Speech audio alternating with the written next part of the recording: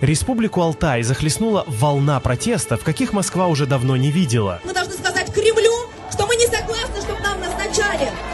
Мы хотим своих управленцев. Мы сегодня пожинаем все эти плоды. Что мы дотационные, что мы нищие, что люди из деревень пекут. Не трогайте Конституцию. Мы не доверяем вам. Все вместе они выступают против Кремля и его потуг искоренить местное самоуправление, против засланных варягов-управленцев и олигархов во власти, которые грабят их родной край. Однако Алтай – это лишь один из очагов возгорания. Еще есть Саха, Коми, Бурятия и даже всегда лояльный Татарстан отказывается повиноваться. В марте этого года Госдума РФ приняла законопроект, который позволил властям регионов упразднить или, если точнее, окончательно добить самоуправления городских и сельских поселений. Согласно схеме Кремля, депутатов сельсоветов распустят, а глав поселений заменят на начальников территориальных отделов. Эти начальники будут сидеть в районах и там коллекционировать жалобы и заявления тех немногочисленных людей, которые найдут время и возможности к ним доехать. Расчет прост. Если не будет местных советов, то туда не смогут избираться местные активисты. А значит, некому будет продвигать интересы земляков, задавать вышестоящим неудобные вопросы. Идеальный сценарий для Москвы. И сэкономить можно. И рот никому затыкать не нужно, ведь им негде будет выступать. С этим местным самоуправлением вот